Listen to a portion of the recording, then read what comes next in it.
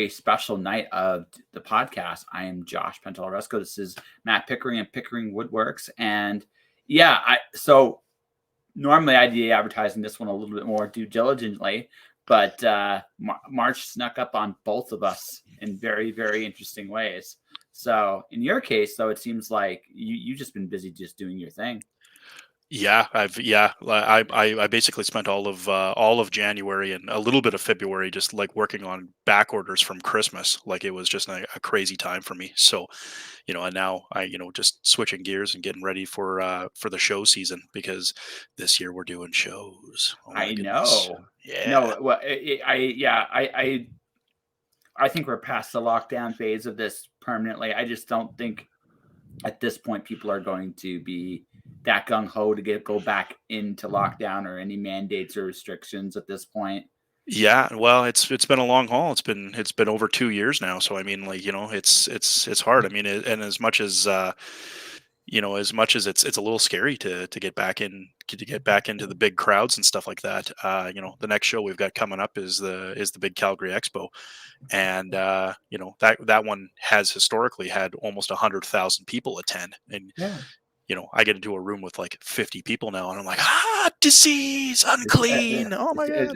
I actually, that never happened to me this whole pandemic. I had a little like my own personal experience with the Grim Reaper at like 27 years old. Oh, I had my own little experience with it, and it changes you because you realize that you're not mortal. You're not yeah, immortal. You're going to die someday. And when you have that knowledge, like when that's like kind of built inside you, this can't scare you the same way. You can yeah, you respect it, but you don't fear it or you sweat it because you recognize the fact that at the end of our lives, chances are something's going to break us down anyway. yeah. So there's almost like a Zen like approach there. If that makes sense. Yeah, I'm a bit of an introvert myself for the most part, and even I got to a point where I was like, man, I gotta see some people. Like, Yeah. but then again, I went grocery shopping, which is something that I haven't done like legitimately in a really long time, and there was like 50, 60 people in the store, and I was just like, there's too many people. There's too many people. I gotta get out of here.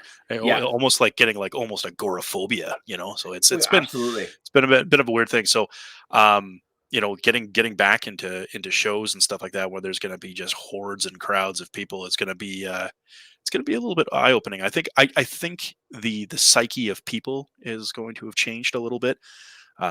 Just In the short term, for Yeah, sure. I think so. I think people are going to think twice. It's a weird thing because, like, back in the day, nobody even thought twice about, you'd be at a show or whatever, people would put their hand out and you'd shake their hand. And as they walked away, you'd like discreetly, like, Purell and be like, okay, don't offend that person. But now I'm not even sure if somebody stuck their hand out, I'm not even sure if I would take it, which seems ridiculous and rude. But at the same time, you're like, well, then again, I see. I don't have that issue whatsoever. I will still yeah, shake your hand. I will still hug you because I don't. I look at it like this. This is kind of how I look at this. You can do everything quote unquote right and still die yeah. tomorrow. No, it's true, but I mean, Yeah. I still think that given the numbers and the number of people that have had this thing and have died of this thing, I think it's not necessarily about being afraid. I think, like you said, it's about being prudent and people I you know thinking a little bit differently about contact. You know what I mean? I think that's gonna go away quick. I maybe not like, and the reason why I say that it's our nature to connect to people. Yeah, it's true. Even the most introverted person in the world, it's our nature to connect. I think again, it's about coming to terms with the risk you want to take in this life, and and recognizing, hi, music chick, how you doing? Just show that to the audience here. How you Oh, doing? oh, that's my wife. Hi, welcome to the show. But no, like the thing I've learned about doing like life is um like there's really a choice. What does living look like to you? What does dying look like to you? And usually just trying that whole concept of existence, like that moment of I'm surviving right? There's a point in life where that's just not good enough. What I think is going to happen initially, there's going to be two camps. There's going to be the people that haven't seen each other in so long, they're going to connect, and it's going to be like nothing's ever happened. There's going to be people like you who are going to be initially cautious. I think inevitably, like, the thing is, now we're in the phase where we're going to be normalizing COVID, right? And I mean, again, I'm not trying to disrespect the people that have lost people from this disease, but if you look at like cancer, heart disease, AIDS, right? Even during COVID's peak, cancer and heart disease killed more people than that. But the thing about that is, we're used to those things. This was new, and and now that we understand it a lot more, what I think is going to happen is, inevitably speaking, I think also, I mean, just based on how the variants are decreasing in strength, I just think as a general rule of thumb, I think there's going to be caution. I think there's going to be caution from some people. There's going to be people like me who just don't give a shit one way or the other. I'll do what's comfortable. I'll do what's comfortable for you. That's pretty much how my whole approach is. But that's me. Like I said, I don't have that hang up in my head. Sick, healthy, I don't. It's not in me. It's just like, whatever. If I'm just going to assume that you are good until you show me otherwise. Life is risk. It always will be. It's always a little dangerous, and that's why life is interesting a little bit too. Sure. So, right. But so I think there's going to be, but again, people that are naturally introverted, it's easier to maintain habits, and we're all on some degree, I think, we enjoy our isolation to some degree a little bit more. And I think that's something that, won't entirely, like I said, I don't think everything's going to entirely go away either, saying all this, but I do think, like, the overwhelming function we have is to connect. And, there's no safe way to do that. That's risk. Connection is always risk. So at some point, you got to kind of come to that recognition that, okay, bad things may happen. Yes. But so might great things. And if I don't take those chances, I'll never know. And that's me. I think everybody will hit that point at some point. I do think, but again, but I think initially there's going to be that respectful, like, I'm going to be slow about this. And I expect that this year. It's going to be a slow integration, but as time goes on, people forget. And that's not always a bad thing, I think. No, and I think that there is a time where we're going to have to decide to heal from this thing. I mean, this thing has left a scar on the world, on the economy, on our psyche, families, all kinds of different stuff. And I think that there will be a time where we're going to have to decide to heal, and we're going to have to look forward to the future and stuff like that. And and maybe it'll take a year, and maybe it'll take 3 years, who knows. Like, that's the thing, is that the one thing that I think we can't predict is what people are going to do and how they're going to behave, because boy, have I ever been surprised by just how people have reacted to this thing over the last 2 years, right? If you'd said to me that the thing about this is the way that people would react to it, I'm not sure that I would have been able to predict it, which is good and bad. So. Well, I think it depends on what you valued. Like I said, in my position, right? Again, it didn't hit me the same way. I've already had my own personal apocalypse. So that kind of, while it's not quite the same thing as a pandemic, right? The fragility of life was never something I had to deal with. I've already dealt with that, sure. Right? So I came at it from a much different approach. My story is this. So when the pandemic first started, I was in Vancouver, British Columbia. I was taking the train to come to work. And this is before masks. This is before we knew what was going on. And I will never forget, for as long as I live, Vancouver, downtown Vancouver, just slowly shutting down. Every day I went out, right, was an adventure, because I would leave earlier to go to work and arrive later. And it wasn't anything I did, just that everybody was in this weird panic zone. Yeah. Whereas, right, that it was just, I got there when I got there because I had no choice. There was no easy way. So towards the end of my time in Vancouver, and I was quitting my job anyway, I was done. Like just meant I was ready. I was initially going to go into the movie industry, but I'll never forget this. The first night, one of the last nights I working, I'm taking the train, and there's this homeless guy, because there's a lot of homeless people in Vancouver. And he goes to me, "Hey, buddy, you got a pencil?" Right? And because he's just trying, he had paper. So I got paper. I just want to draw because I'm heading to work. Right? And no, folks, if you're watching and listening to this, that is not uncommon. If you work in Vancouver, you still might not have a home. It is that expensive there. So I didn't have a pen to give him. He's like, "Oh, that's cool." He put his hand out. This is right at the start of the pandemic. And I had this epiphany, like, this is the cruelest thing about this whole time right here, because I hesitated for just 1 minute. Yeah. And I thought about that moment. And this moment really defined my whole approach to the pandemic. And that was this. It was, okay, am I going to be afraid every time a person's going to reach out to me, try to offer me a hug, a comfort, especially if it's something as simple as just a friendly gesture? Am I going to be terrified of those things? And this is my internal conflict. And then I made a promise to myself, no matter what, I'd be kind. So I gave him a fist bump. That was my answer. That was my answer. And that has always been my answer, right? It's terrifying to realize how fragile life is. I think the one thing about a disease, this is the thing about a disease that makes it really cruel, is it's unfair. Yeah. Bad things can happen to good people for no good reason. And in a situation like that, when you're terrified of that, it's easy to point to groups of people as bad guys, because it's easier to do that than confront that reality, because that reality is truly the terrifying one. But if you can accept that reality, at that point you can actually let go of and then you can let go and then realize that what you truly can do in any situation, no matter how good or bad or how bleak it is you try to be kind, you try not to hurt anybody, and you just try to just keep on doing what you're supposed to do, whatever that is.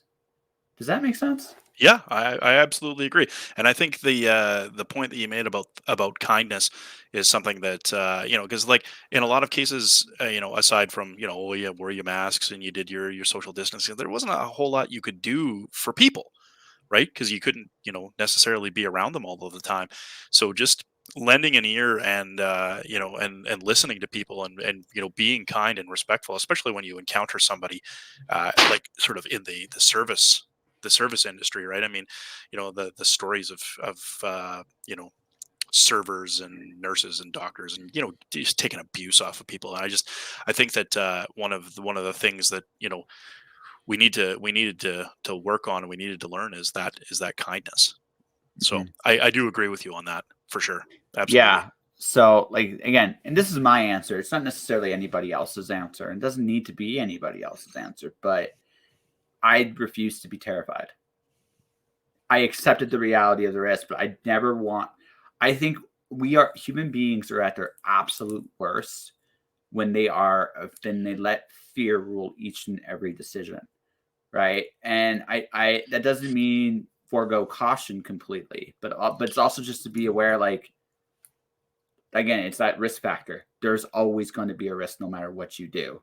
And you have to, and again, when you let fear rule you, when fear is the prime motivator for everything you do, it brings out our absolute worst characteristics. And it's something that that's why I turned the media off very early on in the pandemic. I just turned it off because it Yeah, was, it gave me some serious anxiety at times for well, no, sure. I just got rid of it. Like I just this is what I did. This is how I did the whole pandemic, from everything from when the virus was happening to the vaccines. What I would do I wouldn't even go to the news.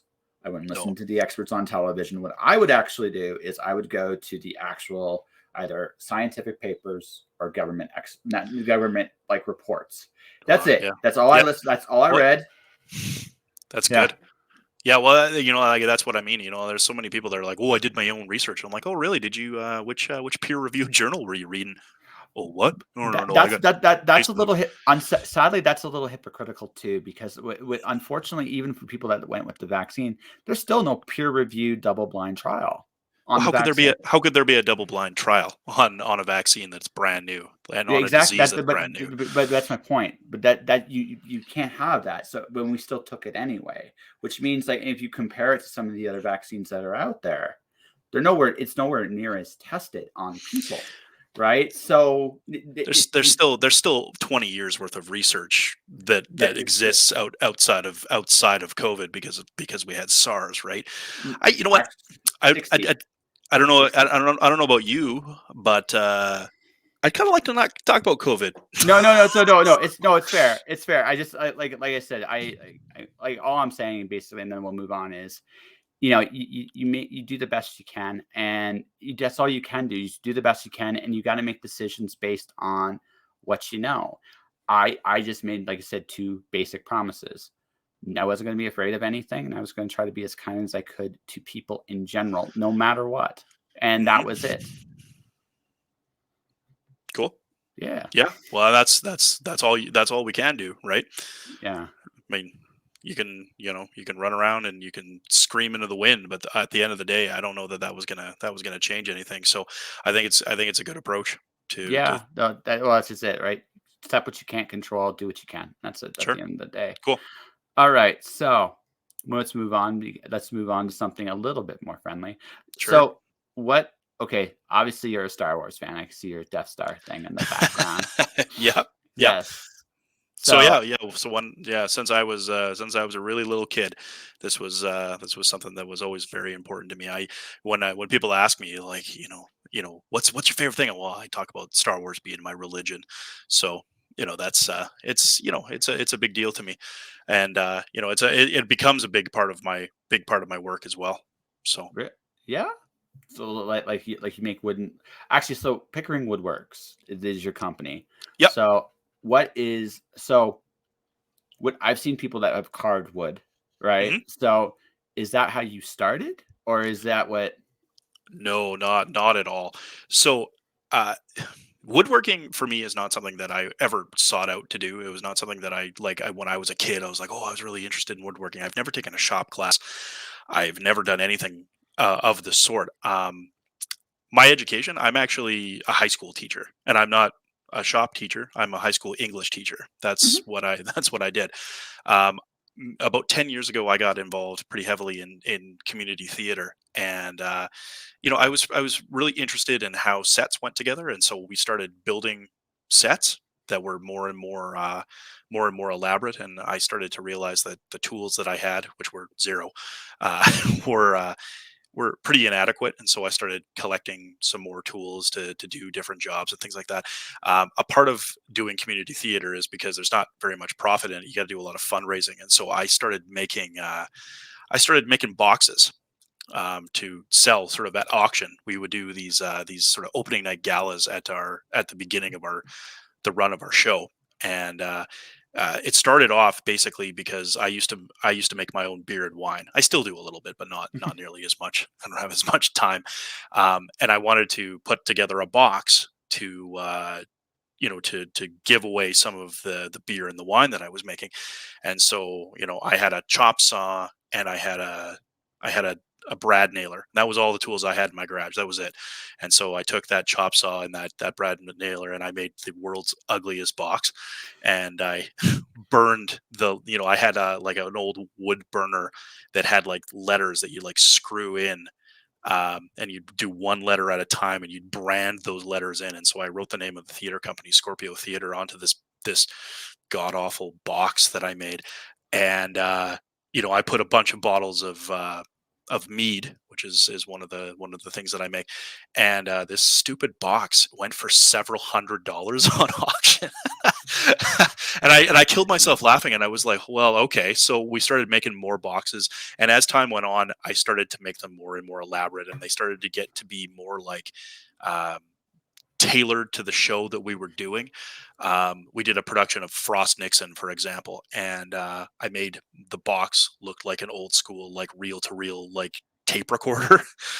um, and then really what how to want I wanted to be able to put embellishments on these boxes, and so I wanted to put a little bit of artwork or even just the name of the show or whatever. And I didn't like wood burning at all because I had no control. Because I used to use like those, like the old like soldering irons, and you held them Yes. like, and you would hold them like way up here, right? And so you had no control. And so I just, I didn't know what I was really doing until one day somebody said to me, you need to get a different piece of equipment. You need to get a better wood burner. And so I bought a razor tip wood burner, and you hold it like a pen. Exactly. Yes. And then overnight, like this, my work changed. And all of a sudden, I was doing all kinds of really elaborate wood burning on it. I really got into it. I really enjoyed it. And then I realized that the boxes weren't really what I was all that interested in. I made these boxes because they contained the booze that I sold at auction. Mhm. But then I decided that I wanted to sort of like get more into the artwork. Um, I was still teaching at this time, and then I started to realize that getting a job full time in Alberta was just not going to happen for me. I'd been doing it for like 3 years, and I've been on sub lists forever. And every time you apply for a job, there's like 100 people in the same Yes. job pool, and you're just like, well, I was getting really discouraged by it. And all I wanted to do all the time was just be in my garage and woodworking. Just that's all I wanted to do. And finally, my wife said to me, um, "Just why don't you start a business, woodworking?" And I said, "Well, that's ridiculous. I can't do that." And she says, "Well, why not? You're not really teaching anyway. You could do something different with your time." And so I'm like, well, okay. I officially kind of quit teaching in sort of in the last sort of bit of 2015, and started my business. And at that time I wasn't really specifically making a thing. I was sort of doing a hodgepodge. I was doing small furniture pieces and refinishing furniture for people, and just doing anything that would come my way, right? I mean, anybody that if it involved wood, people would be like, "Yep, here you go, let's make that." So I made all kinds of different weird shit, and but all of the time thinking like the artwork is really what I was interested in. And so I'm just sort of trying to teach myself, because I'm again, like I've never I took one art class, I think, in high school. And like I'm not really, I would never have called myself an artist even in those days. It took me a really long time to say, yeah, well, I'm actually, that's what I do. Like, oh, like people ask me what I do. Well, I own a small woodworking business that's sort of art based. I'm like, "Fuck, that's a freaking mouthful, man. I can't." So I just, now I tell people I'm an artist, and it's easier that way, and it's true, Yeah. because Oh, that's it that's absolutely it's is. what it's what I do. So and as time went on, I realized, so everything I was doing was all hand burned, everything. And it was taking me forever to do each piece, because of course each piece has to be drawn and then painstakingly hand burned and then finished, blah blah blah. So I was just getting into sort of the sort of comic expo sort of circuit, and I realized that I just couldn't keep up with it. I'm a one man show. I can't, the number of pieces you need to be able to take a show to take to a show to make a to good showing and have a good sale. I just was like, man, I'm struggling. A friend of mine who I was doing some stuff in theater, he says to me, well, have you ever thought about building a CNC? And I said, I don't even know what a CNC is. I have no idea what you're really getting at. And he was like, well, it's basically a small robot that will, do stuff, and we can make dice boxes and all kinds of different stuff with it. And I went, "Pfft, yeah, okay." So I was still doing my thing, and I said, all right, here you go. We're gonna buy this, we'll buy this kit, and he is gonna build this thing from the ground up. And I said, okay, great.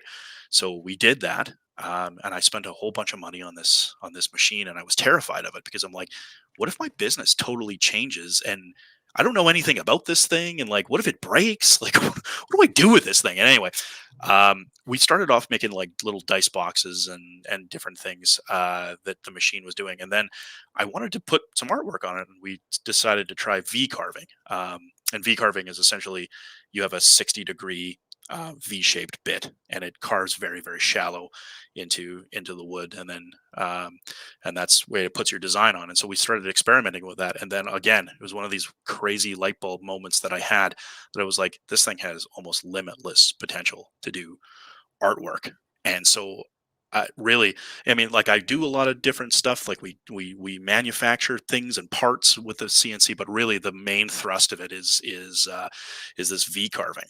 And then I started playing around with paints and inks and adding color, because of course when I was doing everything wood burned, there was no color. It didn't involve that. It was all black and white. And I was really getting bored with not having any sort of color or texture to things. And yeah, and all of a sudden it just blew up from there, and I went, oh, okay, so now I've sort of got this process that I do that involves carving and then painting and then inking on the surface and things like that, that is, as far as I can tell, I mean, I've done quite a bit of snooping around on the internet trying to find somebody that does exactly what I do, because I wouldn't want to be copying somebody's work even unconsciously. I can't find You could anybody that. you couldn't anyway. I mean, Yeah, I'm just being honest. You couldn't, because here's the thing, right?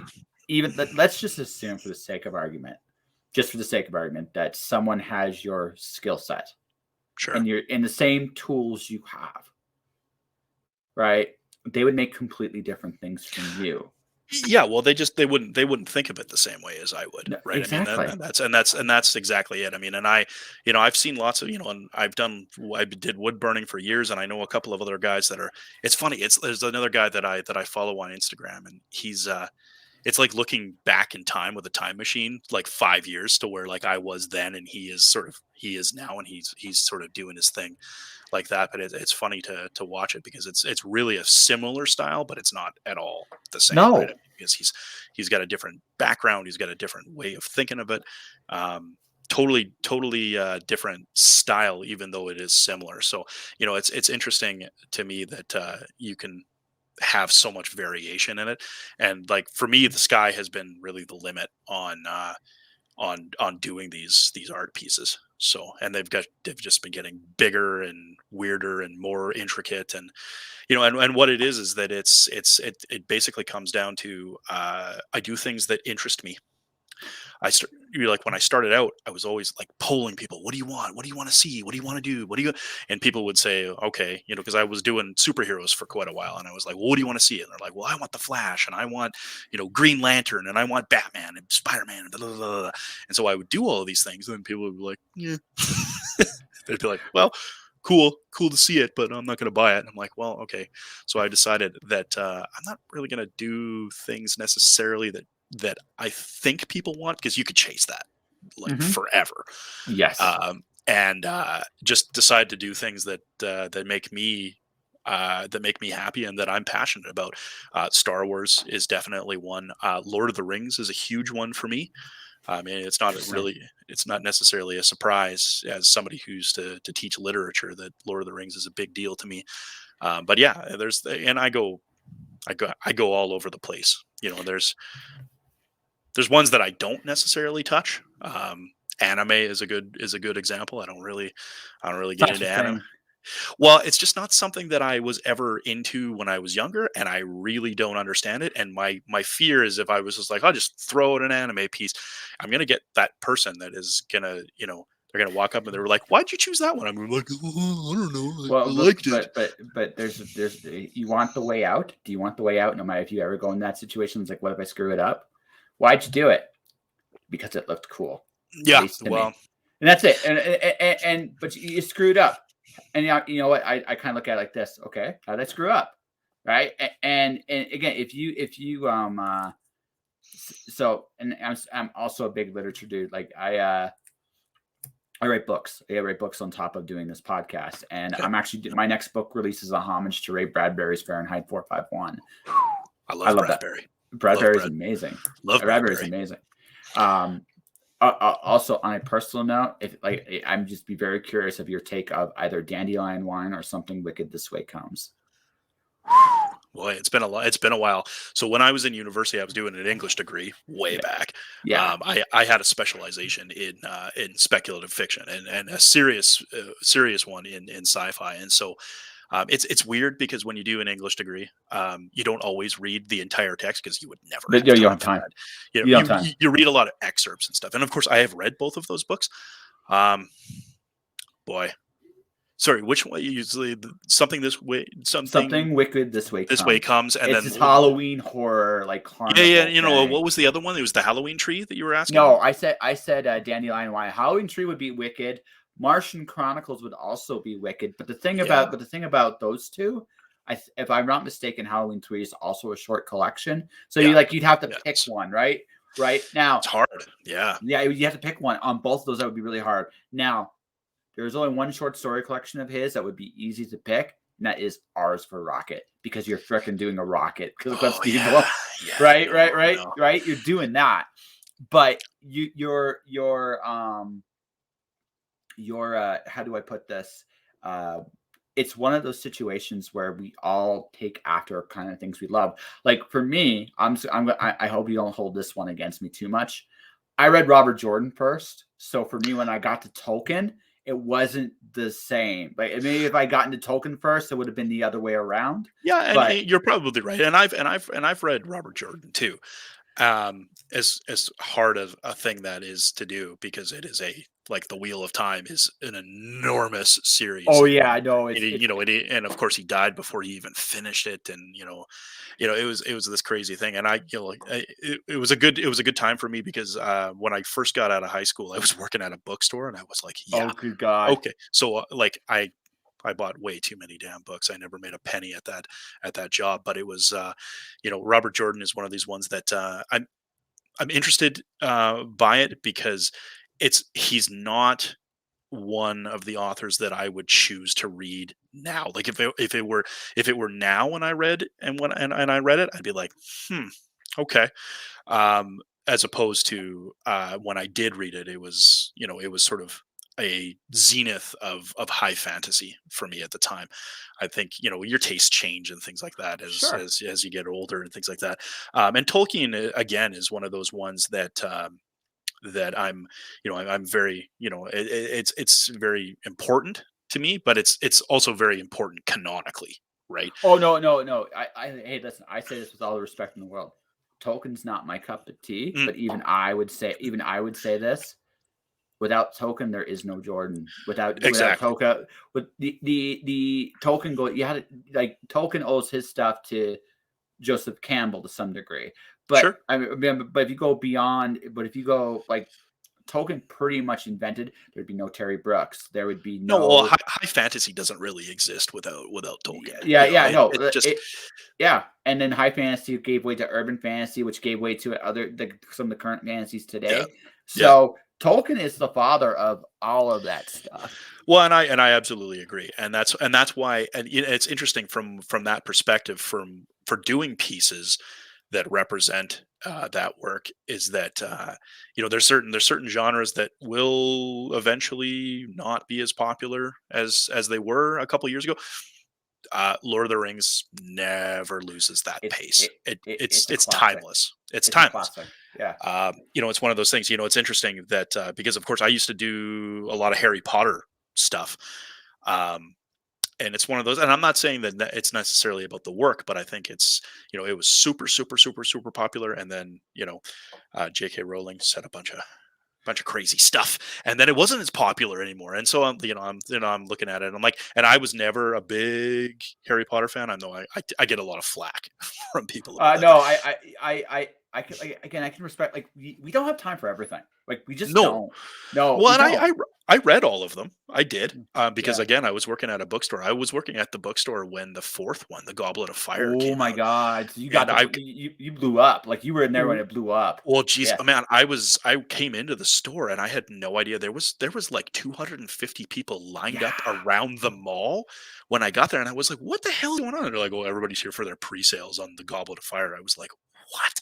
So it was at this point that I was like, "Well, okay, this thing's a phenomenon." Like, so I had to sit down and I had to read it at that point. And and I'm not saying that it's even it's just it's not Yeah. I think I was a little bit old for it, when because there's a whole generation of people that are like, I grew up with this. Like, it started when I was like 10, and I was like, okay, that's cool. Um, It was, the first three of those ones, I was like, well, they're a little kiddie and stuff like that, and they progressed and they got better and stuff like that. But it was just it wasn't my thing, and everybody has their thing, right? I mean, there's a whole bunch of people that are like, what, Star Wars? Come on. And you're like, well, okay, there's one reason or another for that or whatever, but it depends on how it made you feel when you were a kid, right? That's what it comes down to, I think, is a lot of cases, or how you reacted to it the first time you ever interacted with a certain text or movie or So property. so for me, that the equivalent to that author for me is Neil Gaiman. Oh, I I love Neil Gaiman. see here, but here's no, So Neil good. is great. I'm not like this is me just from a personal like Oh, taste you thing. don't. Oh no, you're not a big Gaiman Oh fan. well, no, I respect Neil Gaiman, but I don't love him. Okay. All Okay. right, Well, you know what? And that because here's the thing. I read Ray Bradbury first, sure. which I think is I don't think Neil Gaiman would object to me saying Bradbury's better than him. But then my second choice, the second person I read was Charles DeLint, who's also really good. So when I got to I'm not sure if I'm familiar with Charles DeLint. see that's and that because Charles DeLint does a series called Newford, right? And he would be when you were during your era, he was a book lover's like choice to Okay. read. Not Fair enough. necessarily the biggest mainstream. He would be a mid-list author today, right? He would Okay. be considered a mid-lister, Sure. but whereas Gaiman is just a phenomenon, just not just for his books but for his comics. My favorite Gaiman stuff, by the way, is his comic stuff like Sandman. Oh Sandman's yeah. amazing shit. Absolutely. All Absolutely. right, it's Sandman's Yep. amazing shit. I will not take it away from him.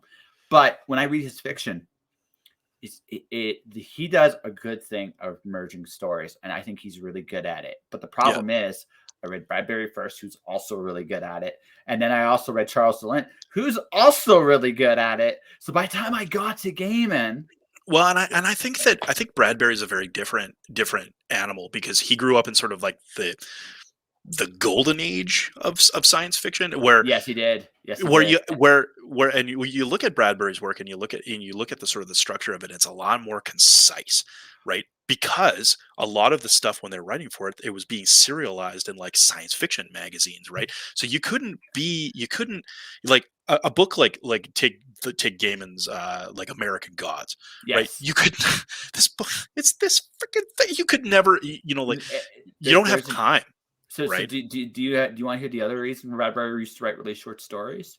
Because back in the day, they used to rent out typewriters, and he'd only Well, have them yeah, for like an hour. So you had yeah, to come up with something real quick at the time, or yeah. that would be it. Well, And, s- yo, go ahead. and that necessity was the mother of his invention. He didn't really write novels until much later on in life, right? Sure. Because when he started, again, you're right, serialization was a big part of it too. But the other part of it was he was in that rush until he really established himself. And once he established himself, right? And then people realize, holy shit, this is Ray fucking Bradbury. You can swear on this podcast, by the way. Don't be shy, right? Swearing on the internet? How Yeah, dare you? I know. No, I only have two rules for this podcast. Don't be a dick. Don't be a bigot, and don't be a dick. Right? Or right? Well, I am a dick. I'm not a bigot, but I am a No, no, dick. no, no, no, no. But if you're gonna be a dick, be an entertaining one. Oh, That's okay. Well, okay. yeah, I think I could pull that off. Okay, yeah. That's it. That's it. So be entertaining or be kind. Cool. Right? All All right. right. And if you can be both, awesome. But All no, right. the thing was Bradbury, in the 50s is when he started to do bigger pieces. Now he still was always the concise short story guy all the way to Sure. the very end. But That's some of my favorite stuff. yeah, no, Like, Martian Chronicles is my all-time favorite short collection. There Will Come Soft Rains is one of my all-time favorite, one of totally. one of my favorite Bradbury stories is one that I used to give to my grade 10 class because it used to just they lose their mind. It's the Veld. You ever read the Yeah. Veld? The Oh, crazy one with the which lions being projected on the wall. oh And yeah, the okay, that'd be cool. parents maybe get eaten and maybe die. Anyway, it just I used to throw that at grade 10s because it would make them almost like get out of their seats and yell at each other because they were trying to figure out what the hell this story was Oh, it's about. cool. My favorite short story of all time for Bradbury isn't actually one of his later ones. It's called Quid Pro Quo, the idea was the whole idea is a guy from his far future, a time traveler, meets his past self and say, "You have all these talents, and if you don't use them, you'll end up becoming just like me." Right? So, Cool. yeah, Yeah. because you have gifts, you have talents, you have hopes, you have dreams, and the price is that you have to use them, or else, right? You become something you don't want to be. And I See, think that's that. Bradbury was one of those. He was a romantic at heart. That was the other thing about him. And yes, he would horrify you, but everything he did was kind of like a little bit of a magic to him. well, and see, this is why, and I've said this for many years, is I won't fuck around with time machines. I wouldn't do it because you know No, why? Because I would spend most of my time going back and finding myself about 14, 15, and giving myself like ass kickings. Like, stop being such an idiot. So I, I would probably have PTSD because every time I'd be looking around corners being like, is my 40-year-old self coming to get me? What the hell? Oh God, what are we doing? So yeah, I don't mess around no, with the space blanket anymore. I like the fact that we just can go forward, not back. I think that's just the way it should be. Yeah, Yeah. yeah, I totally do. But no, but like now as an author, so the people I model myself now though are Roger Zelazny and Michael Moorcock, because I love bombastic, wacky, wild stuff. That's Michael Moorcock. I love Roger. Like Hawk Moon is like the absolute like craziest batshit thing you'll ever read, right? And in like the best ways. It's like the jewel in the skull, and then the evil. Like I Yeah. still remember the evil Yeah. empire, the air. Like, it's crazy, and I love it. Um, but Zelazny could tell these incredibly dense stories in really really short pieces, and I admire that. I think that takes real skill. Well, and I think some of the best science fiction that I have ever read has always been um, part of a collection of short stories. Like I was just we were just finishing up. I have a science fiction book club that a bunch of buddies and I are in, and we just finished up Ted Chiang. Ooh, Uh, he's good. No, he's well, and really good. we just Yeah, I read a one of it's the collection. They call it Arrival now because it was the movie, but it was stories of your life and others yeah. was the original title of that one. And there's this one, and it's 5 pages long. It's a 5 page story, and it's basically about explaining how we've made sort of like replicants or androids or whatever, and they're smarter than us, and we've had to sort of figure out how to reconcile that. We have academics of our own, but we're wasting our time because they're more advanced than us, and so we kind of had to find our place as people. And it's amazing because in 5 pages this guy said more about the nature of scientific exploration, and the nature of of artificial intelligence and all of this stuff than I've seen a lot of authors do in 250 pages in a full novel. This guy, it kept me up all night for 5 pages. I was like, Oh yeah, because so it's accurate. Like, what's your purpose when someone can do it better than you, right? yeah. And you clearly know they can do it better than you, no matter what you do. There's a certain humbling to that, and I'm an artist. I can look at the fact that my own perspective is unique. That keeps me relatively sane, right? So I mean, no matter what crazy art stuff I do, right? Only I can do it. There's a little comfort in that. Now, if we're going to talk about like skill, technique, Well, but the skill and technique can be learned. yeah, Perspective exactly. perspective is a little harder, right? Yeah, Vision is a little bit harder. And this is something that people ask you all the time. I mean, I'm sure you get that too as an artist. People say, I think people have got it into their heads that there's this sort of mystical quality to being an artist, that you have to have this vision that no one else has, and it's one of these. It's a bit of elitism, right? And what I tell people is that yes, a little bit of that organization of your brain sort of has to kind of be there to get started. But I work really hard. I work really hard at my craft, and I think that's something that people don't realize, that it doesn't just come out of the no. thin air, right? And let's see if this is true with you. I think this is where science and art are the same. The difference is details, right? Yeah, Here's the thing, right? When I write a story today, I think about a lot more things today than I did when I was 20. absolutely. Right? I should Absolutely. hope so. Well, what? Sometimes you read books and you wonder. Sometimes, right? Yeah. Sometimes, okay? Sometimes I read what I wrote, and I'm sure sometimes you come out of the woodshop and you wonder, did I really ever learn anything at all? And I'm sure there are Oh, days, there are days, right? absolutely, Right? absolutely. But the thing about that is, um, but the thing about that is this: there is a given, there's a trade off. When you're younger, you don't know what works and what doesn't, and the advantage to that is since you don't know, you're fearless. Now, when you get older, you have a better understanding of how things work. The trade-off is sometimes you have this idea of what's impossible, which honestly isn't always actually accurate. You're just crazy. Something I've realized, but that comes from your experiences and what you do. So, like when I look at, for example, I can come up with a scientific experiment right now. That would be a scientific experiment. But someone that's been doing science for 20 years would come up with a much more intricate, detailed version of the same experiment that would show extrapolate even more data than what I could do. That doesn't make me any less of a scientist. It just in terms of skill and technique, I am here, they are here, right? And Yep. that's the difference. And Yeah. art's the same way. Anyone can draw, anyone can write, anyone could wood burn theoretically. Yeah. But here's the difference. I try to do what you do. I'd be making that little silly box you made at the beginning. I mean, it'd be closer to that than what you're making right now because I don't have those details figured out.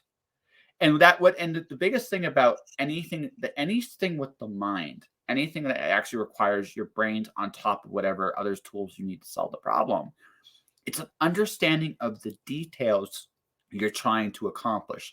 The more specified your details, the better or more crystal clear that vision will be in your head. Right now, even in saying all that, sometimes it goes complete to shit once you put the doubt the real thing, right? Well, But sometimes your head and your understanding just don't match up with your oh, hands. absolutely. No, absolutely. But here's the thing: you have that map. That map is in your head a lot easier the more practice you have, and that knowledge you've accumulated. Even when you do make mistakes, sometimes you have clever solutions to work around those mistakes. Someone getting started wouldn't have. Sometimes you even get to the point where you're smart enough and you recognize the fact that okay, this isn't the same thing, but you're not rattled by it. You now go, okay, based on what I know, where can I go from here? Right. And that comes with practice experience. And I think anything like, and I said this too, even with scientists, there's a certain mysticism that comes about today with science as well. What it is they have put in the time, effort, and understanding to discover the details of what they're doing. And Agreed. that is the big difference, right? It's not right. Anyone can be a scientist, but to be a great scientist requires the years, the dedication, the research, and learning from your mistakes. Anyone can be a great artist, right? But and I think this applies to anything. It's the amount of practice, discipline, and that open mindedness to seek understanding. If you Hmm. have those things nailed down, you can learn absolutely anything. Your only limitation at that point is time. Well, and and that's a perfect example of all of that. It was many years ago. I was getting into these whole comic expo things, and I felt inclined to do comic style stuff, and I'd never Mhm. done it before. I had no idea how to draw a superhero. I didn't know how to draw muscles or body or structure or anything like that. Yeah. And so I had a vision in my head of what I wanted to do, and what I had to do was I had to match up the skill set. And you know how I accomplished that in the beginning? I actually went out to a bookstore and I bought myself one of those children's how to draw Spider-Man books. Yes. No. I I bought a Marvel one and I bought a DC one, and I just sat for days just going through that book through the step by step. This is stuff this is for 10-year-olds, but who cares? Right? Because it's about learning those steps and making those pathways in your brain and being like, okay, first we have to understand what the structure of this thing is. We have to understand how we sketch, and then we have to understand how to add shading, and we have to understand how all of those things come together, and the texture and the color and all of that stuff. But until you've made those pathways, you're just it's all just wishful thinking, Yeah. right? i So didn't I didn't really want to do all of that work at the beginning. I gotta tell you, No, I'm not. no, no, no, no, no. You didn't. But I gotta say it. You know, like on balance, I would probably. I used to refer to myself as a very lazy person. My brother laughs at me. He's like, "You work like 70 hours a week. How you can't be a lazy person if you work 70 yes, hours you a week?" I can. was like, This is you feel like it sometimes, but yes. "Yeah, well, and this is sort of it, right?" And so, yeah, sometimes you work 70 hours a week and you don't accomplish shit. That's part of the deal of being an artist. Sometimes you spend 70 hours a week and you're like, "Well, I thought about some stuff this week." You thought about some stuff? Well, you know, I wrote some of it down. So, But I was um, working, but it's invisible mostly. yeah, yeah, you can't really tell what I was doing. That's not a lot of product that comes out of some of that. But you know, it's just it's yeah, you're right. It's about a willingness to step out. And I think you're right about that. You know, when you're younger, you have a lot more willingness to sort of do something crazy and funky, and it might screw up and you might be like, so I think the older you get, you kind of go, well, now I have the experience to not have to go out on a limb all that much, but sometimes you miss the opportunity to get out on a limb and just do something totally wacky. So lately, I've been sort of trying to challenge myself to make things that I would never have tried before. You know, just doing wacky designs and this kind of thing, and doing research on different things. Because, like I said, I don't know anything about anime, but it's not that I'm not willing to learn, but there's a there's a lot of subject matter there. There's a So it's big. mhm. No, So no, no. It's like So this is how. So I a year ago, I made a decision that I would teach myself how to draw, just yep. because again, stepping out of your comfort zone. I am at the time I was 39, just turning 40. Hmm. Or no, I'm 30. I was 38, just turning 39. I am 40 now. I am Yep. 40. Yes, I am 40. But yeah, If I'm you sure have you to had. think about it, if you have to think about it, you're 40. Yeah, yeah, that's no, that's how that goes now. no, no, yeah, but you know how it is. It slips your mind sometimes. Like you forget how old you actually are sometimes. You have Yeah, to do the math. You're like, I was yeah, born yeah, in yeah, exactly. 1981. Yeah, yeah, Yeah. yeah. He's like, okay, I think I'm. No, no, I'm that old. Okay, Yeah. Yeah. but that's the thing, right? So I had this like epiphany. So I have like 9 rules to success. And the eighth rule is stay uncomfortable because in discomfort you change. And a lot of people fear the concept of change. I've embraced it simply because I realize that life is change. By its very nature, it is always going to be uncomfortable and raw. That's how you grow. We don't grow when it's too comfortable. We just sit on our ass and don't get me wrong, watching Star Wars all day, every day is not a terrible life for a little while. But there comes a point where it's just like life's got to go. Okay, you need to fucking do something, and right, and you know, and sometimes in subtle or not so subtle ways, depending on who you have in your life, and right. But the thing is, when I did this on the air. I got people, really well known people, to come in and do this, and I just realized like I stopped worrying. The biggest lesson drawing has taught me is don't worry if it sucks. And it's one of those like one of Well, those yeah. really humbling, like amazing moments because once you realize, hey, wait, the real struggle is getting it on the page. Now the rest of it, don't get me wrong, there's polish, there's other things you can do to get better, Sure. Sure. but really the biggest challenge is getting it on the page or getting it on the wood or whatever the case may be, right? And Well, once it's there. it's the same with anything. It's the same as writing. It's the same as anything. Like, you know, when I was younger, I used to write a lot of short stories and stuff like this. And when I went to film school and I used to write screenplays and all that stuff. And you know, it's one of those old idioms. There's nothing more terrifying than a blank page, right? I mean, Mhm, and you know, sometimes you're going to write crap and sometimes you're going to do pieces that you're absolutely like, well, that was just a disaster. But you know what's funny about sometimes those disasters, you get them out in front of somebody and they go, wow, that's exactly what I was looking for. And you're like, what, for real? No, mhm. no, don't buy that. And and then they go home with it and you're like, well, holy shit. I mean, that's one of those things I had to learn that sort of the hard way, is that sometimes you have to still bring your B list stuff to a show because like you just got to fill it out. And I don't love that. I would love to show everybody the absolute apex, but sometimes time and time and money and things like that don't uh, equate to all of that. But it's amazing to me when you're really unsure about a piece, that somebody comes and you get that sort of that validation that they're like, this was exactly what I wanted. This is exactly what I was looking for. This is awesome. Thank you. And you're like, okay, cool.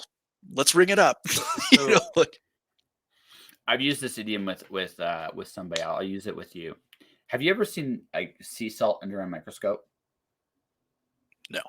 Okay, table salt and sea salt are, and this is my like whole idea about perfection. So you put table salt under a microscope, the crystals look perfect. They're because again they're manufactured a certain way, so you see it and it's like there's they're perfect. They're absolutely perfect. Now you look at sea salt, you have like these little imperfections, these little black flecks in there. Like the shapes aren't the same. It's very, very like they're both salt, but one is very different than the other. Here's the thing. Now, again, I'm not going to go into a huge giant debate, but the sea salt's better for you than the table salt. Ironically, because of those imperfections, Yeah. right? Because it absorbs better in the body than the table salt because the table salt is too perfect, right? And it's one of those I had this epiphany about perfection or my very best stuff, and it was this, right? I don't know if you believe in God, but I had this really like a wonderful thought, and it was like, why would you create an imperfect world? And then I realized the reason you would create an imperfect world is because an imperfect world would constantly change. And that is an amazing thought. It's like, it's like, wait, a world that would always change would always have a bit of magic to it. It wouldn't ever be perfectly right, but it doesn't have to be. It would just be a world that would always move. And that's an amazing thought. And it was like, again, I mean, partly was the art, but partly was just this thing. It's not that I don't worry about polishing or bring my A game, but I realized that it's actually natural to have some imperfections in the art, even though I see them and I go slowly a little crazy with it myself. The reality of the situation is they feel natural to someone else. Well, and this is something for me that the medium that I chose is not in small part because it is imperfect. Mhm. Now, my company motto is embrace the imperfections and create something beautiful and unique. That's on the masthead of my on my website. It's important to me that that you can do, and especially because I've partially mechanized what I can produce. That being, I can do the same carving over and over and over because I've programmed that into a computer. It will never ever ever be the same twice because the wood will never ever be the same twice. And I don't cut around knots, and I don't cut out blemishes in the wood. And I've gotten that, from a couple of people who are like, "Oh, I didn't like to see the knots." I'm like, "Well, then don't buy stuff made on wood. Get it, you get it made on, I don't know, MDF, or if you want a Or piece if you, of want something seamless, you can get seamless stuff. If that's what you want, right? totally. So But the appeal for me from the perspective of using wood is that it is an imperfect natural product. It is something that will never look the same no matter how many times you do it. You can use the exact same paints, you can use the exact same inks, you can use the exact same carve, the same process. You could do it the same freaking day. You could even do it off of the same board, cut down the line, and they will still never be the same. And that is so important to me, from a manufacturing standpoint, for one thing, from because then everybody can have a unique piece. But then also from an art perspective, you can never, there's a limit to the reproducibility. and that's what makes it really cool. It makes it special. And like I said, I think, huh. So I'm going to ask. This is a fun question. This is probably the closest thing to like a standard question you ever get. Sure. What was the piece you've made that has surprised you the most? In terms of good, it could be like a good surprise, like holy shit, I made this. It could be a bad surprise, like how the heck did I do that? How did Or I pull like it? How did I pull it off? yeah, So some years ago, again, this is the theater company. A big part of the culture of the company is celebration. Like I was saying, we have these parties, there are these get-togethers, and we had this really old crappy bar. And it was like the old sort of 70s style bar that had like the puffy leather around the outside, like the water bed sort of the outside. It was a prop that we used, and we used to put it up in our rehearsal studio as a makeshift bar when we would have celebrations. um, some years ago, the artistic director of the company, and the bar manager of the company came to me, and they were like, "We need a new bar, Matt. Can you make a new bar?" And I went, "I have no idea. I've never taken on a project like that. I have no idea what would even be involved. It's like cabinetry, but it's also like art. It's like Hmm. it's." So I took this thing on, and it was the most extraordinary sort of piece that I was able to pull off. And considering that I was still building out of my garage at the time, like I don't build out of my garage. I have a commercial shop now, but I built this crazy, ridiculous bar, and it had all kinds of features on it that I had never tried. I did a bunch of wood burning on it, and then I took up leather carving because I was like, I want some leather accents on there. So I'm like I just combined like 14 different hobbies that I had picked up, and I made this really, really extraordinary bar that's still there. Um, but I had no business doing so. Right. I mean, like no, if you'd said to me, if you were to say to me now, "Hey, can you build me a bar?" I'd be like, yeah, maybe. But at that time, it was this undertaking that that I should never have done in the first place. But it turned out it was so personal, and it was so much of me at the time that it was a lot of fun. It was really stressful because I had no idea what I was doing. Of course, it's just me sitting on YouTube watching video after video after video. And that's the thing with me with woodworking, is that I am totally YouTube Totally. taught. Right. I've never taken a class. I've never done anything like that. And so it was terrifying. It was one of those things you were talking about, that thing, like, stay uncomfortable. Well, yeah, I was deeply uncomfortable on that one. And it had so many different species of wood, and it was so big, and it was, and it turned out really beautiful, and it suited that company to a T.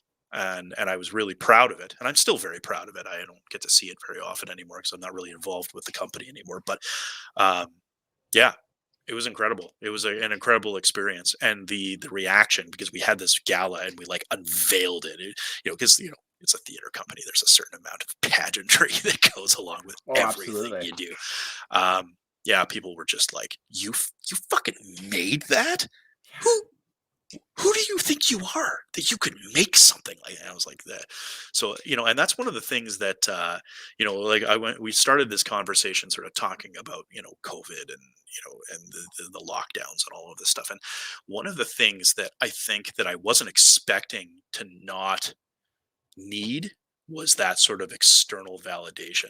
It sounds shitty to say it. You're like, well, I need people to say that they like my work, but it's one of those things that I think that, and I've gravitated to all kinds of different art forms that have that.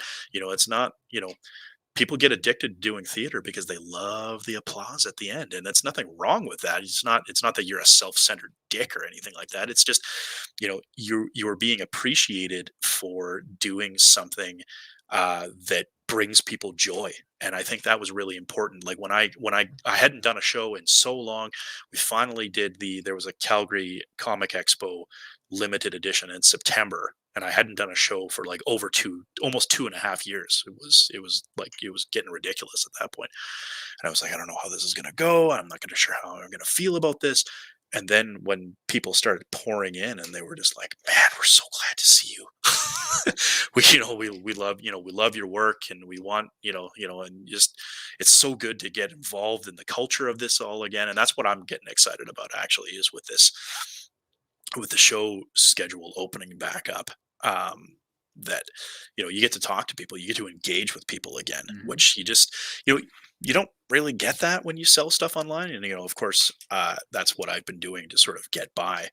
I didn't really have an online presence at all because I was so busy doing show after show after show after show that I was like, I have a website, but it's like, nah, no, Yeah, no, I nobody ever. get you. I get you. No. And so when Um, the pandemic hit, I was like, oh crap, what do I got? What do I have to do? And I used that word that it became a cliche. I pivoted, and I opened up an Etsy store, and I was able to sort of keep going because of that. But you just don't get that sense of community, and you don't get that sort of sense of worth that I think artists crave, even though we tell ourselves that we don't. You know. no, see, I am an honest egomaniac, my friend. I'm a very honest egomaniac. Yeah. Well, No, and I'll go with a story here because I'm going to actually expand it. It's not just artists; it's everyone. So I had made a decision, 2019, right before the pandemic hit. My plan was to go to Vancouver to join the movie industry, and the yep. pandemic happened and kind of wrecked that whole little plan. Yeah. Yeah. It But was but a but tough time. but here's That the was me. thing. That was me like 20 years ago. Yeah, But yeah, no, totally. I was just ready to do something different. Like I had, totally. the company I had worked for was Pure Later Courier. I was again, and what Pure Later is, I had done okay. Like I had done okay there. I had done the job, but I've been writing and I've been just doing other things for a long time, and I was kind of ready to pivot, quote unquote, pivot into something different. Sure. But before I left for Vancouver, the depot I was at, I made it a point to go around to everybody I knew and thank them. Oh, okay. So here is the That's not here. how I saw that going, but yeah, okay, fair No, enough. no, no, no, no, no. No. Again, the dick answer is like you can tell everybody. No, no. I. Here's the thing. I realized, and this was a really amazing thing of what happened. There were people who lit up in ways I've never seen because I was genuine. Right, there was a genuine appreciation for the person, and I realized something very valuable. People just appreciate being appreciated. Right, Absolutely. and it Absolutely doesn't right. matter what industry, who you are. I took the time of my day to slowly go around and thank everybody, and I know that's not something everybody does, but I'm actually shocked because it doesn't take a lot of work to do that, Mhm. right? Right, but people don't, and I think people miss out, to be perfectly honest, because you again, that light, when it's genuine, it does something to people. It makes them step better. It makes them feel more confident. It makes them feel like what they do matters. And that's what people go for. Now, as an artist, I like my books. I like my podcasts. I have, as you have talked for over an hour, I am a loquacious son of a bitch. I can talk forever. And I'm blunt and I'm genuine. And that's why you reacted that way. And the thing about that is, but the thing about that is, Loquacious. What a what a delightful word. yes, What a good way. What a delightfully pedantic way to say that you're pedantic. I yes. love it. Yes, but also at the same time, it's also the fact that I juxtaposed it like this really intricate word, which is like the most like yeah, it's just I love the just juxtaposition there. But Yeah. the thing about that is, um, I've had awards for the show. I've had been nominated for one of my books got nominated for an award last year, and it was great. But I don't like this. Now, this is going to sound egotistical. I don't care. I would rather get a reader coming up to me and say, "I love what you did," or somebody come. I listened to your podcast. My roommate, I have a roommate. She came up to me and said, "Your podcast, you're really good at what you do at the podcast." That meant a lot more to me. I didn't actually know how to take it because I didn't expect that from her. Well, and I think there's that personal end of that external validation. Like I don't necessarily care if anybody features me in a magazine or any stupid thing like that. It's the one-on-one stuff that really matters to me. It's the people coming up to me at a con and being like, yeah, your work is good, and it's important to me, and and I gave this piece to a friend as a gift, and their reaction was just incredible. They were so happy with it, or they connected with it in a way that I wasn't expecting. And then So it's one of those things that making personal connections is very important, and I think this whole last couple of years has really Mhm.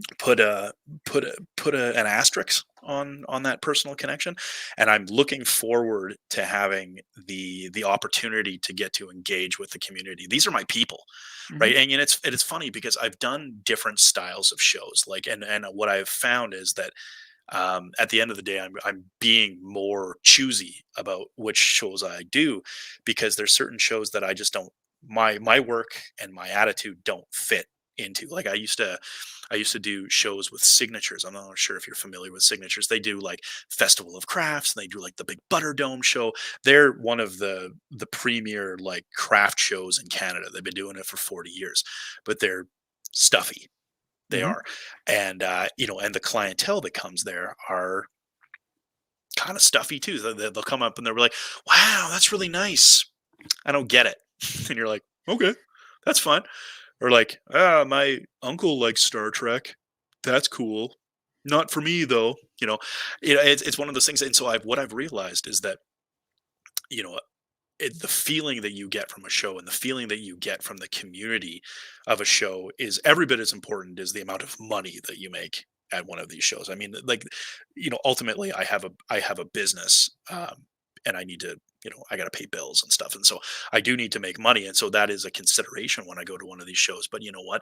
Honestly, I can't engage in the conversation with people at certain shows, and that means that chances are, if I don't engage with the conversation and I don't explain the process and the reason, the why of what I do, chances are you're not going to sell anything either way. So the number of No. people that go to a show is not an indicator of how well you're going to do. And so that's why I've kind of ditched this company. Mhm. I don't really like their attitude, because they're old and they still have carpet. They put carpets down on their shows, and it's all very 1980s. It's very strange. It's like you guys started in like 1982, and you haven't really grown up yet. Well, It's very odd. It's the kind of show so you go to your grandma with. okay, okay. I wouldn't know. I have never seen the show, so I can't honestly comment Yeah, well, on it. But what I was gonna say is this, and this is something I realized too. You got to figure out what serves you as both a yes, business, as a person, and as like you have to figure out those things. So because those things are truly what's valuable, right? It's not okay. Like I'll give you an example. Um, I wrote an Alice in Wonderland epic poetry kind of thing. Now, that's not okay, something I'm going to do traditionally as as publishing in all likelihood, right? yeah, Now, but I want to also build a board game with it. okay, So I might not be able to do traditional publishing with that, but I might be able to do Kickstarter with that. And that has sure. a much more of an appeal to me than, say, traditional publishing at this point in time because I'm allowed to be creative and experiment on some things I couldn't do with a traditional publisher, Well, right? and it also speaks to the time that we live in, right? I mean, Mhm. and I've seen this more and more, that I've seen authors come out and they're doing cooperative publishing and self publishing and different methods Oh, of yeah. publishing, right? Not this sort of like submit your manuscript to, you know, name a publishing house, Harper's or whatever, and they're, some white guy is going to be like, trash, right? I mean, Oh, this is how this has been done for generations of artists who might not have been able to get their stuff out there, right? And this is another one of these things, is why podcasts are so important too, is because we can talk about issues like this and you don't have to go through sort of like the establishment, you know what I mean? well, what's happening, and this is the best, and then it's going to be. I think this is the real. I think the pandemic has kicked this off personally. Although I think publishing, like media, has been dealing with this for a while, and that's the whole. We are in an era now where technology has made a lot of things possible, Yeah. right? Right. In terms of speed. So here's the thing: as a now, there are still books I could write, the traditional publishing as we know and we think of the big four would serve Sure. me very well. Yeah, And then there are but that number of kind of book is getting smaller each and every year. that's true. So as a speaking as an artist and a businessman, so I mean I'm sure you're well aware of the Brandon Sanderson Kickstarter breaking all kinds of astronomical records. If you're not, that's cool too. But the thing is, what the thing that a lot of authors are saying, it's like there are a lot of authors are kind of in denial about this.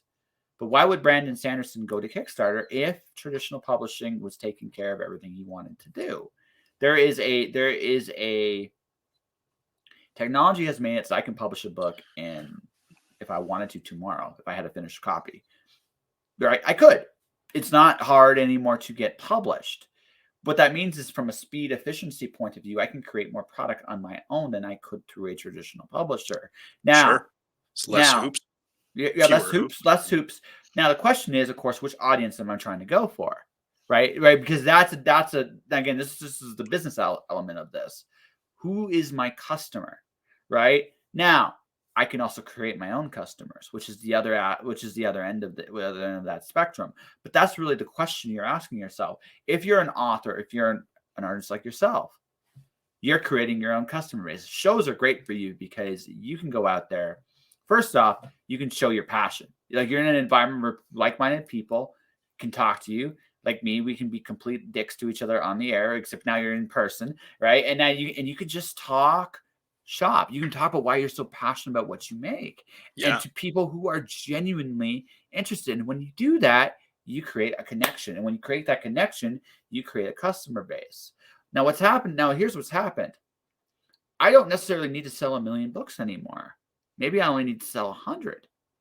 If it's to the right people, that's Yeah. all I need, right? Because that's the nature of how the business has changed and how the world's changing. The whole world's going in this direction.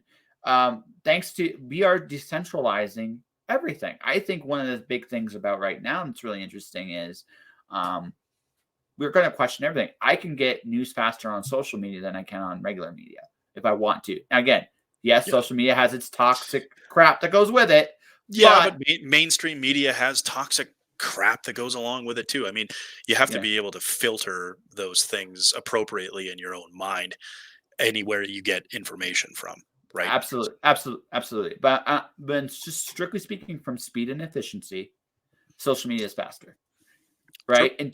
Right. I'm just that's all I'm saying, folks. Right. In terms of book publishing, I have options. In terms of music making, I have options. Yeah. So now here's the deal. I can create my own platform to distribute my own products. And if I do it well enough, I don't need any of these big vehicles anymore. And I think this applies at every level of the world right now. Do you need a big government anymore? If you still need infrastructure to some degree, but do you need as government as big as we have today? Probably not. These big companies that exist, do they serve a real? Are they necessary as we know them? Probably not. Technology and communication. Okay, I'm in Canmore. You're in, I'm assuming, Edmonton or around the Edmonton area somewhere. Calgary. Calgary. So you're in Calgary. Yeah. We're an hour away. And we're just shooting the breeze. That Yeah. is amazing. And I've talked to people in Spain, Finland, Australia, like India, Pakistan, Yeah. right? Well, and that's the same thing too. I mean, like, yeah, shows are wonderful, but technology makes it so my work can go all around the world too, Yeah. right? Yeah. It's So sorry, I'll let you finish. no, Go no, ahead. no, no. That was my whole thought. Yeah. Okay. So now, don't get me wrong. So you don't need the big show anymore. You still want a show. Everybody loves that human interaction, but you Sure. don't necessarily need that big centralized event anymore. You Yeah. can do a bunch of smaller things with like-minded people and probably get a similar result. I think the real question of the next decade, through all the wonderful crises we're still going to go through for the next few years, inflation, housing, all that bullshit, right? The real issue is we don't need the world. The technology today has made it so that the world today can kind of be what we want it to be. How big these organizations tell us what to do or how small we want them to be is entirely up to us, because the technology is there now where you and I can actually bypass most of that stuff. We can cut through that red tape, and it matters because we're faster, right? That's an interesting, and we can be more efficient. And that's the thing. We're either going to become these giant monstrosities that will collapse on its own weight, or we're just going to scatter in a zillion different directions, but are still connected together through our communities. And Hmm. that is what I think that is the inevitable end result. But I also think that we might go through the big phase before we get there. But I think that's where we're going, because like again, like you said, you're picking and choosing about your shows. Why? Not all of them suit you. You don't need to go to these centralized shows. You want to interact because you get great customers, but you want to find your people. So you don't need that pompous red carpet show, because why? It doesn't serve you, right? No. It doesn't. So fuck it. Doesn't matter what it looks like on the outside. I don't care. It's like me, like I said, I'm gonna be crowdfunding. My next book I'm drawing. I'm scared to death, but I'm drawing it. On top of there, right? I'm scared, right? I have the right style for this because my Fahrenheit 451 homage is about art instead of books. But the idea of just getting Okay. Yeah. started to Makes sense. draw, right? Starting to get started to draw. I can show that in a book, and I should, because that would be. I mean, it's a great way to keep telling that story, Yeah. right? True. So, right. So, but I'm suited for that because I suck. Not like this. Not. I don't. I'm not. And by the way, folks, I'm not belittling myself too much. I am not what that is a skill of some people that have been doing it for years and years and years and years. My details aren't there, but the fact that my details aren't there actually worked to my advantage here. So I can tell the story now this way. It's a unique opportunity. So I might Kickstarter it. Why? Because I don't need the fancy awards. I just want to find a group of people that really enjoy my work. Because that's all I give a shit about. Right. And Yeah. that doesn't mean I go into like the communities I knew. I create my own community. Right. Not necessarily create my own world for nothing, but there are people that love the shit I'm doing. Well, and it's one of those interesting things that there are times when you have no idea how people found you.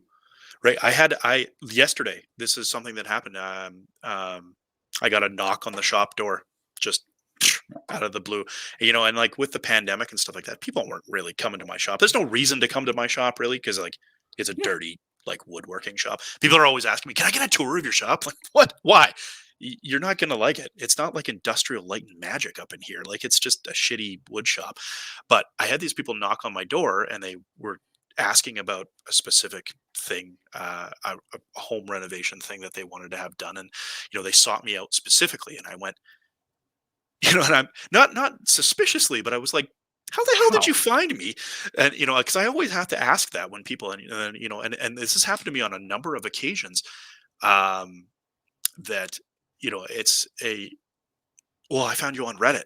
It's like, on Reddit? I'm not on Reddit. like I don't use Reddit, and they were like, "Oh, no, no, no, no, no, but you came up in this thread and this thread and this thread." And I was like, "What? How did you how does that, this is weird crisscrossing?" Like, it happened to me a couple of months ago, or actually, pardon me, a couple of years ago. This is a long time ago, that I this guy wanted some he was making some car stereo parts, and he needed some casing cut or whatever. And this guy, again, same thing. Guy just contacts me out of the blue, and he says, "Can you make some stereo like case parts for me?" And I said, "Yeah, but like, what the hell? How did you find me?" He was like, "Well, I was on this Reddit." This subreddit on home stereo, like, custom installs, and like your name came up, and I was like, "Who the fuck? What? Like, I've never done anything like that before. I have no idea what you're talking." So it's one of these cool things, like, because the world has gotten so much smaller, and this is why, this is, like, so you can cater your work to that certain small subsect. But that's the other cool part about that, is that that can fractal out on you, right? Is that Mm-hmm. you've got your small amount of people, but then those people start talking, and they start talking, and it just branches, right?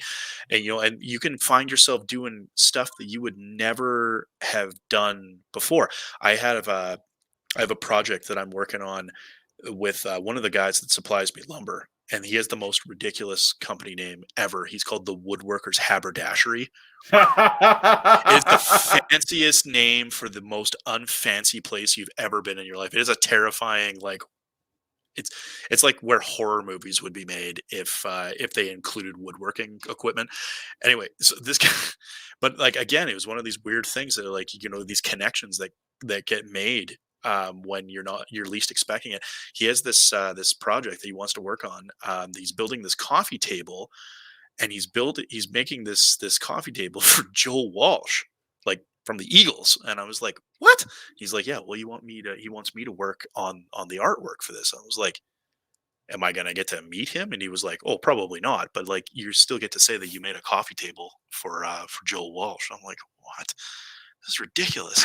It's like one of these things that like you never expect where your name is going to travel all over the world. It's the weirdest thing, because before, when I started, it was sort of like, well, yeah, word of mouth is one thing, but like word of mouth as it travels across the internet is totally limitless. No, no, but actually, even in the world, it is actually totally limitless there too. But it takes longer. It took longer in the old days than it does now. And but I would go back to something you said earlier. So talk about your building. You built that bar, which Yeah. was completely awesome. I would submit to you that the moment you did that, you opened yourself up to this, because what you would, and I don't mean that. I think that's actually overall a compliment to you. It's just you took something completely that seems really scary at the time, and you made something beautiful, and someone noticed. And I'm sure they told somebody who told somebody who told somebody who told somebody. If I were to trace it back, it was probably that job, because right, because and I say that because it's one of those weird, like, little. So my very first time I got published, my first book that I ever got published, I accidentally wrote it and published it, right? And it was an accident. It sounds strange, I get What it. did Sorry, what did you trip? Like, I don't understand how No, you so you want to hear the accident. story? I'll give you the story. So I had come back from Arizona and I wanted to do a book, and I wanted my goal was to do poetry. So I wanted to do a longer poem. So I came up with this idea of this slave boy looking out in this tower, looking in the air, and on the ground, his compound, the city he lived in, was being bossed around by dragons. His family and stuff were working for these dragons, including him. His job is to watch the watchtower. So he's going out. He's curious what's out there. I wrote it. I really liked it, and I wanted to know what happened next. So chapter 2, he kills his dragon master and goes into the wilderness. I'm like, okay, I can't end it there. What the hell happens next? His first night alone, which is still some of my favorite writing ever. And I just kept going. And I realized after about the fifth or sixth chapter that this was my poetry collection, this epic, long, Calvin Miller, T.S. Eliot-esque epic poem. So a couple other things happened too. I collect comics because I'm a nerd. I'm a nerd and I love them. And so here's a like small world moment. Someone I used to work at Kinko's with is drawing comics now. So I asked her, would you do some illustrations for my book? She said yes. So I got her to do some illustrations. I told a story. Now my plan was I was going to publish it. Like, again, I accidentally came up with this. Like, it literally, it wrote itself. So this is what happened, right? So I'm going to go publish this on Smashwords. This is back in like 2014. Smashwords. I'm gonna print some copies out to sell at conventions, and I'll just happily peddle this. I'm really proud of this. I think it's really damn cool. So I've been doing interviews for 20 years. So one person I interviewed bought my book on Smashwords, and she goes to me, "Hey, this is really neat. What you gonna do with it?" And I said to her what I just said to you. And then she goes to me, "Oh, okay. Well, I just got to deal with Ingram Spark. I'm starting a publishing house. I'll publish your book." That's how you write and accidentally get published. Yeah, Shit. it's like tripping and falling into a publishing house. Yeah, like literally. It's like, oh, sorry, I scattered all of my papers, and somebody goes, "Holy shit, those are cool." Yeah. Yeah, that's an interesting way to do it. And it's sort of, and my story of how I got into woodworking is not significantly different than that. I mean, it's not No. something that I ever intended to do. It's not something that I ever wanted to do. Um, it's just one of these things that, it just sort of happened. And and to this day, I mean, I've been doing this professionally now for 6 years. And I have no idea why or how. It's just something that has just carried on, and it's something that sort of feeds something deep inside of me that the other jobs that I've had, and I've had a zillion other jobs. I mean, I've, you know, my brother laughs at me all the time. He's like, "You've had too many damn jobs. You've done too many stupid things in your life." And I'm like, "Well, yeah, that's fair enough." And this is no exception. This one's dumb. And I have no problem saying that. This is a dumb, weird job, and I have a terrible boss. He's the worst person He's, to ever work for. he's the not so entertaining dick. That's right, right. Yeah, yeah, yeah.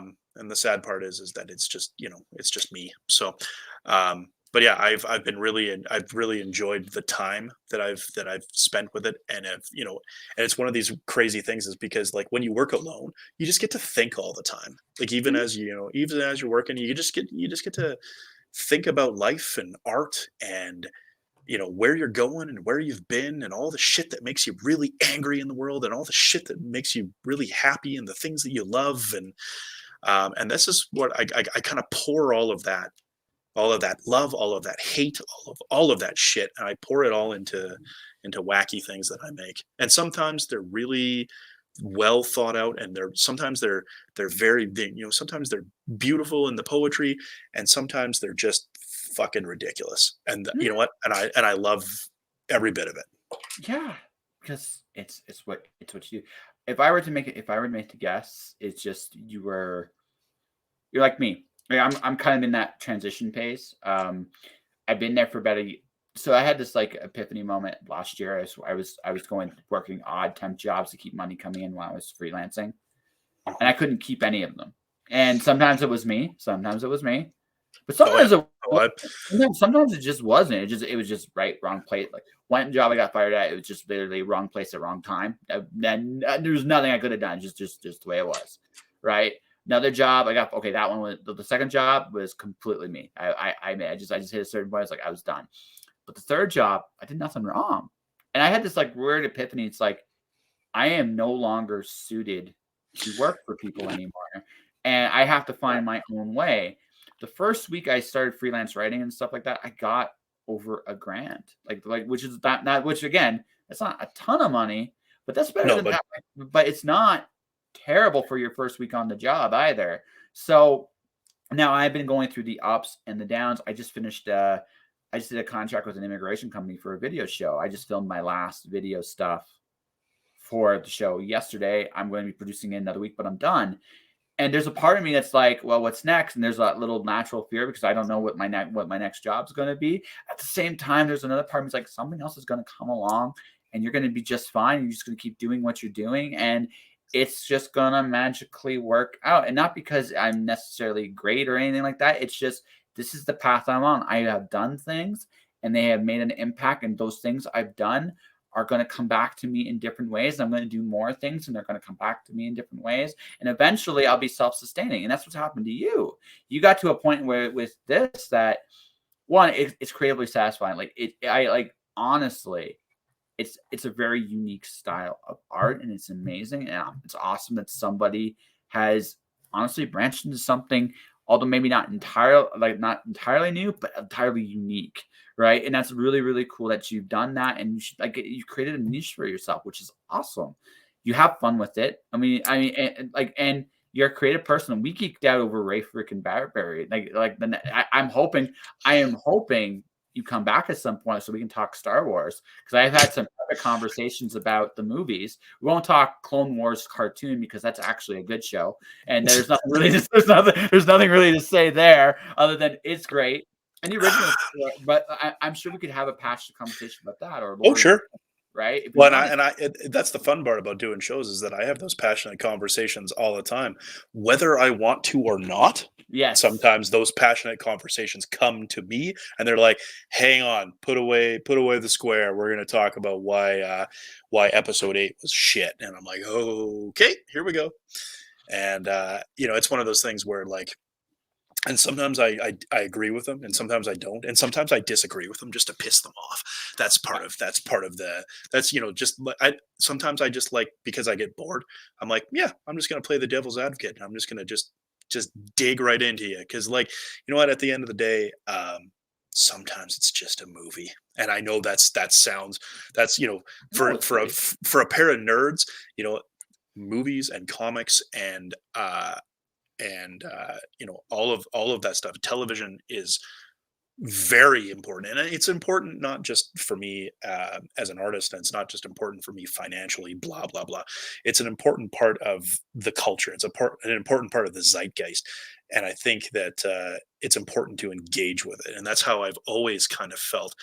um, Ever since I started, like when like my education, I started with film school, and then I did a friggin' English degree, and like I've been doing varying degrees of things that are barely employable for a long time. But it's important for me to be able to engage people on that level, and it always kind of has been. And it took me a really long time to realize that the reason that I was never happy, and I'm kind of in the same boat as you, I did odd jobs and I didn't fit here. And I just, like, one of the last jobs that I ever had teaching, I was wildly qualified for it, and had been teaching this class for 3 months, and then I got because it was a medical leave that I was on, and I got passed over for it. And the reason why, and it's the most ludicrous thing to me even still, um, is because the job interview happened on a Friday, and I didn't know I was getting this job interview. They sprung it on me. It was Friday, and Friday is casual day. You wear jeans to work because you do. It's Friday, right? I mean, that's teaching is kind of like that. Like we actually used to pay a certain amount every month out of our paychecks into the social club for the right to wear jeans, which sounds stupid and corporate, but it's what it is. And one of the reasons that I didn't get the job that I had been doing for 3 months, and no one else was qualified to do it, is because the principal of that school thought, and I quote, "It stuck in his craw that I would wear jeans to the interview. Like I wouldn't wear more formal attire." And I was like, "You were wearing jeans at the interview because it was Friday. We were." The absurdity of that Mhm. finally, something snapped inside of me, and I went, I can't I can't work like this. I can't work under stupid conditions where the type of fabric that my pants are, um, you know, underwrites the qualifications that I have to do a thing.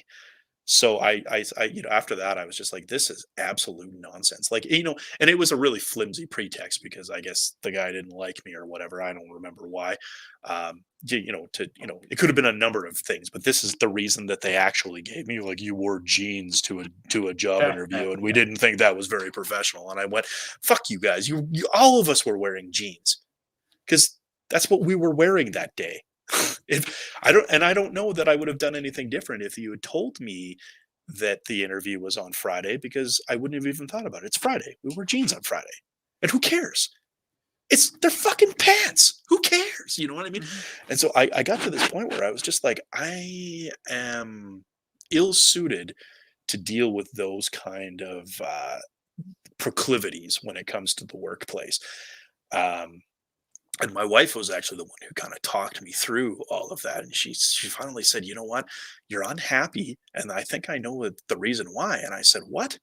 And she said, "I think it's because you're an artist, and you're not going to be happy working in a corporate environment, and you're not going to be happy working in that kind of a structure. Your brain is just not really wired for it anymore, and you've tried, you know, uh, and if you'd asked me 15 years ago that, you take one of those like personality quizzes, and you're like, well, I'm a team player, and I like to collaborate, and I'm this, and I'm that, and I'm a natural leader, and I'm an extrovert, and I'm a people person, um, I'd laugh at you now, because in the 7 years that I've been doing woodworking, and working alone, I've realized a lot of things about myself is that I am not necessarily a team player.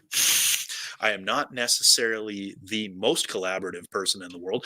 I have collaborated on many things. I spent over a decade in theater doing those things, and that highly collaborative environment. But on the Mhm. whole, I you realize that you're just not the person that you saw yourself when you were younger. You thought all of these things about yourself.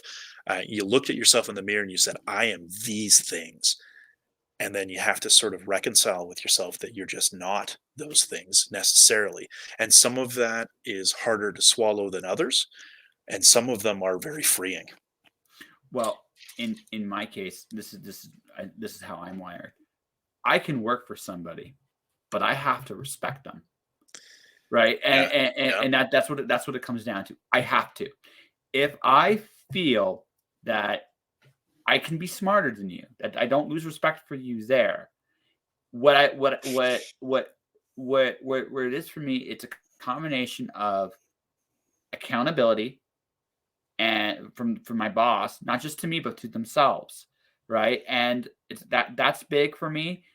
Authenticity is big for me, and the competence to do whatever their job is, or recognizing what they're not good at. I'll respect that too, right? Yeah. I will respect that too.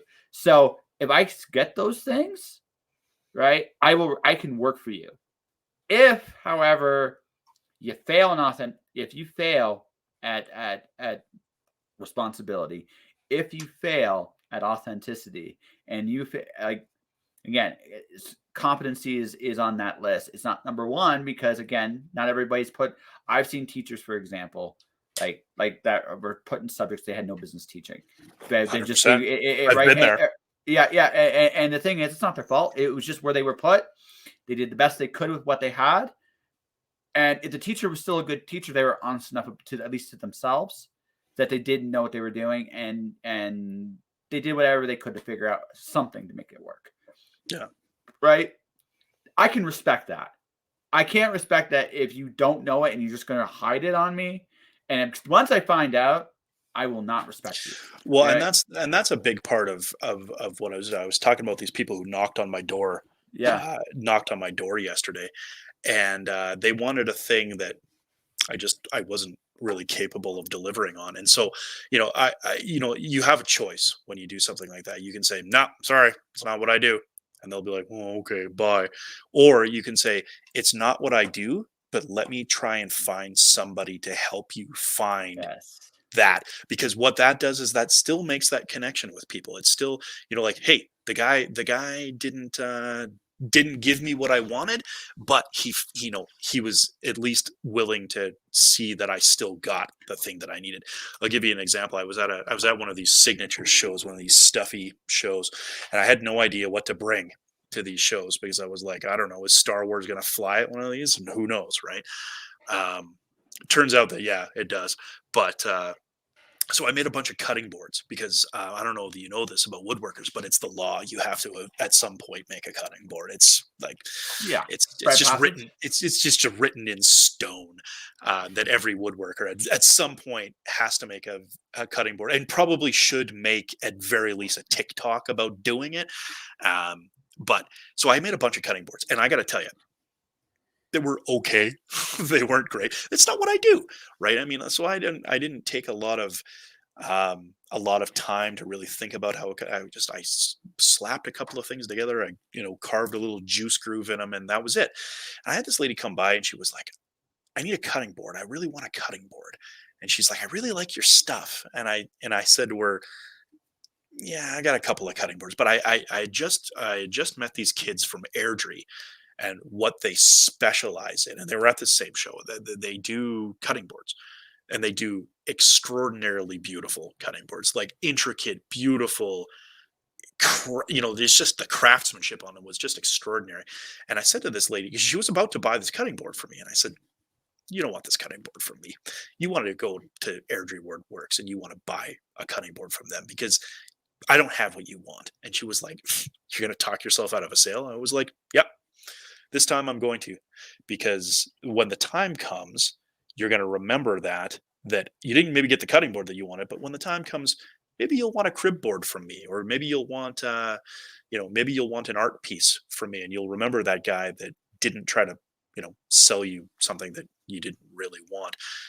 And so it was funny because like I sent her away. I told her what booth number they were, and an hour later or whatever, she's walking by me on her way out the door, and she's got the bag with the Airdrie woodwork. She's got this big ass cutting board, and she was like, "Hey, I just wanted to say thank you because, and it's no offense to you, their cutting boards were just better." I was like, "Yeah, that's what I said." Right, but that's the difference, right? Yeah. That's the difference between um, being totally selfish as a business person and respecting your customers, even if they're not necessarily your customers in that moment.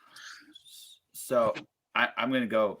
I think you're going to agree. I think first off, I have thoroughly enjoyed this conversation, but I also know we're almost at 2 hours here. I don't know if you Yeah, noticed that. yeah, Yeah. I So did. yeah, you're like, this is fun, but I know. So we're going to wrap this up in the next 15 minutes or so. But Cool. what I wanted to say is art at the end of the day is a customer service industry. 100%. Yeah. 100%.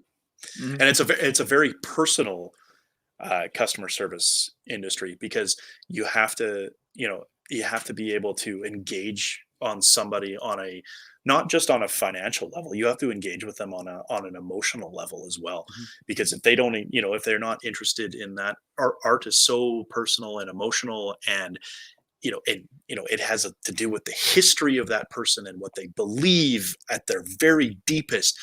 Um, and sometimes they're just like, "Fuck, that's cool. I like that." Well, yeah, no, And no, no. That's it can, but I mean, it is. but it can be both at the same time, and Yeah. you have to be sensitive to that, and I also have to be sensitive to the fact that my work is an acquired taste. Not everybody is going to like it, and that at first, when I would have people come up to me, and it's funny because people are more honest than you would even give them credit for, even if it's not nice. They'll come up to you and you're like, "I don't like this." Like I respect the effort and I respect the skill.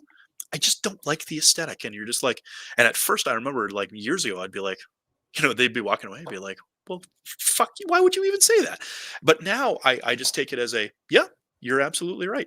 Not everybody's going to like a thing that is carved onto wood. Not everybody likes that. Right. So Not even talking about the subject matter. Like, okay, yeah, no, Star Trek is not for everybody. Okay, this, where we have to understand that. But if I have something for literally everybody, I never sleep. So well, actually, I again, I learned a lot in the pandemic, like personally. But one of the actually big, dude, this is one of the biggest things I've learned. The more I take a stand for what I stand for, the more business I get, not I less, more. And I get I both. totally agree. I Yeah, totally agree. because what happens is you've created a filter. And it's an interesting one because people who use it can hurt sometimes because it can be people that you thought were on your side or blah blah blah blah blah. That's actually, and honestly, that's a very very disingenuous way of looking at it. But just for simplicity's sake, I'm just going to say it like that. You're going to find that when you stand for something, that people are going to agree or disagree with you. Now, there's people that can respectfully disagree with you, and those people you will have no problem with whatsoever because, yes, they don't see the world the way you do, but that's okay. Again, as big as my ego is, right? As big as it is, I have come to recognize that the world is bigger than me, and my opinion is just an opinion. Much like an asshole, everybody's got one. So, it's just one of those. It's just one of those things I recognize. There are people who vehemently disagree with me. And those people, some of them are actually, ironically, your best customers, which I think is hilarious. But the other part of it, right? Oh, right. But then there's people that will be completely driven away from you.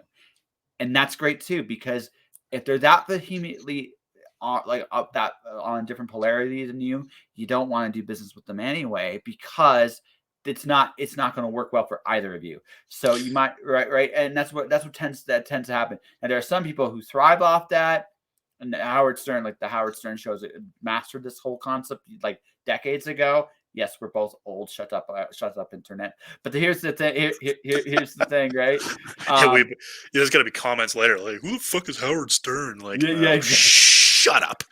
Go and Shut up. Let go me and have talk a to my clouds in peace, okay? It's the go cloud. and I have gotta. a bath, child. but uh, no, and but I totally agree with you. And there was a long time when I first started that I was just constantly trying to people please. I was trying to do anything and everything that anybody ever wanted. People would suggest, "Oh, you should do such and such from this video game." Fuck it, I'll do it. And what I realized is that it never, people didn't wind up buying those pieces or whatever because you're like, it was like a one-off, and you're like, who cares, right? I mean, like, I'll give you a good example. I did a series of crib boards on. I don't know if you'd be familiar with the. It was a Star Wars game that came out. It was Squadrons. I think it was for the PS4. Yeah, no, I know of the Um, game. I didn't play it, but I do know of yeah, it. well, and I'm not a gamer. I mean, Yeah. despite my fucking rad headphones here, I've never been a gamer. And that does hurt me a little bit, doing what I do, because sometimes I'm just like, I don't know what you're talking about. But I'll get this example, this squadron. So a friend of mine was like, this thing is gonna be huge. People are gonna love this, and I do Rogue Squadron, which is well established in Star Wars, Rogue but Strategy is amazing.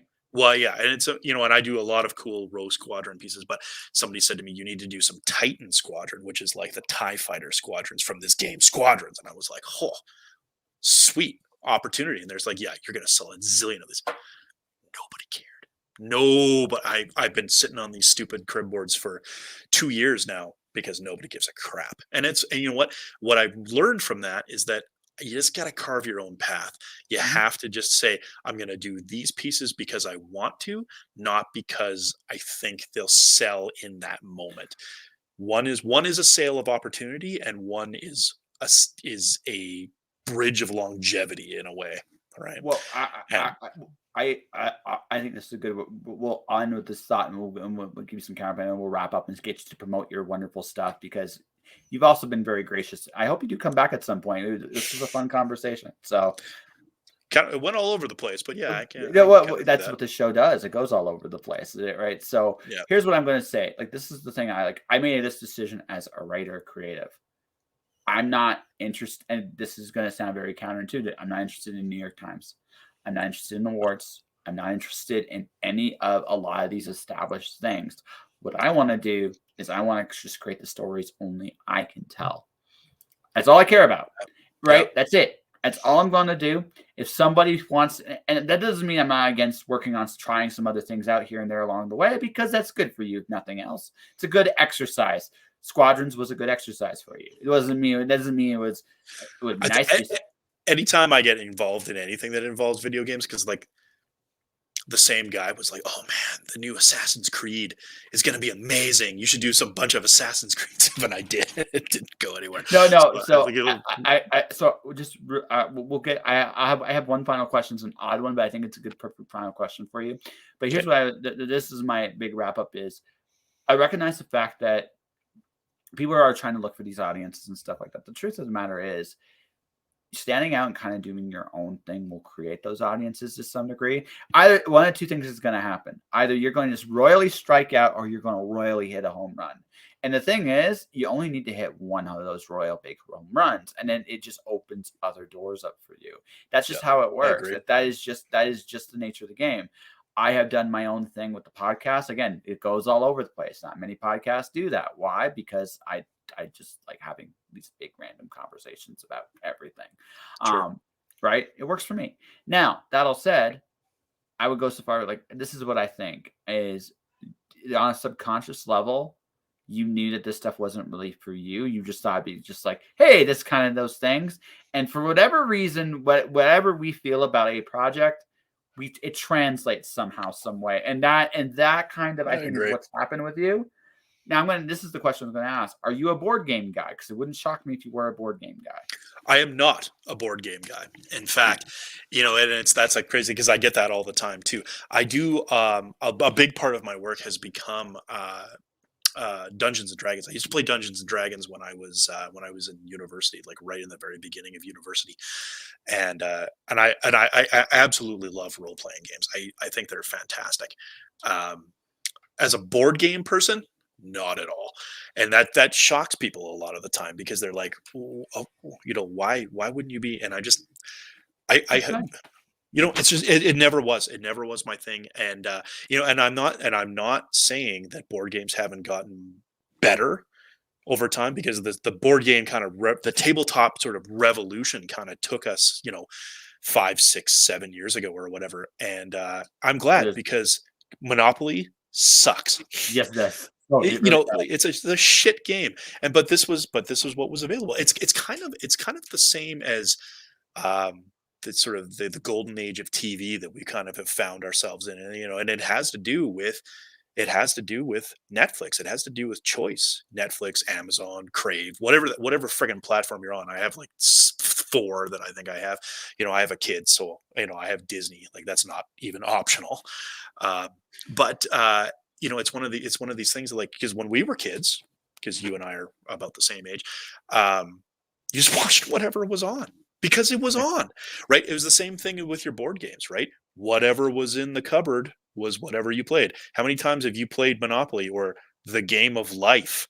What a stupid shit game that takes 12 minutes to play if you do it properly, right? As opposed to some of these games are ludicrously intricate and they take hours, and they could even take like days and things like this.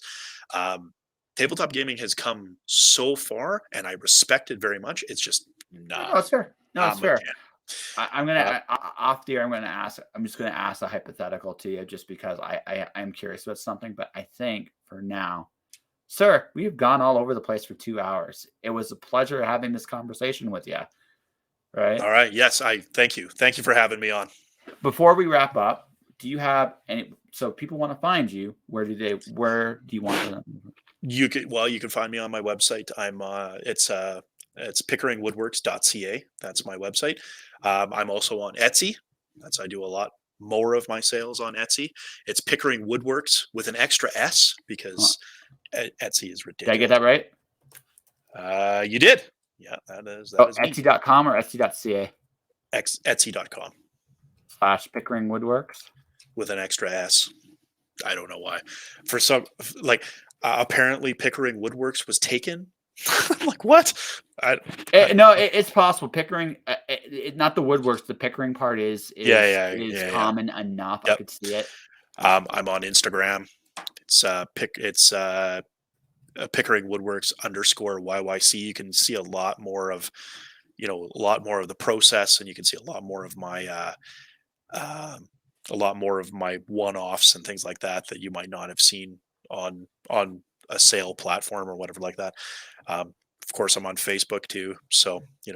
these are kind of things that you kind of have to be on, although I think Facebook is I, slowly dying. no. I think not another conversation for another day.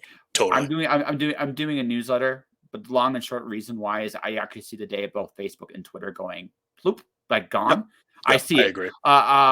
I see Instagram surviving, at least for now, because I think it's as it is right now. It's a very fun interactive Yep. system. Yep. I think again, I think what Facebook and Twitter have done in the last 2 years is kind of set them up to be replaced, and it's going to be Right. interesting to see how that works out. I'm not sure how it's going to go exactly, but it's going to be interesting to see how the next couple of years will go for them. So I'm just going to wrap up the show here real quick. And this is what I kind of want to talk to you a little bit off the air on, but we'll keep it up to ourselves. This is my latest book release, ladies and gentlemen. It's called Alice One. It's Alice in Wonderland and Greek mythology matched up together. Alice is Pandora. Alice chases the Queen of Hearts over the edge of the world and ends up in the Greek underworld, where to escape, she must play Jason of the Argonaut a game of croquet, because it's what a Wonderland would do. And in this underworld maze, Alice and company discover gods, monsters, and perhaps the most terrifying thing of all, themselves. It's an epic poem written by yours truly, illustrated by Kenzie Carr, available now. And I'm going to do the other thing I'm supposed to do, which is, I have a newsletter. And now this newsletter is like the laziest newsletter ever, even though I do it every day. It's just inspirational stuff and a drawing from me. And if you want to support me, you can like buy my book. I'm just waiting for the damn thing to load so I can copy the freaking internet. Come on, you.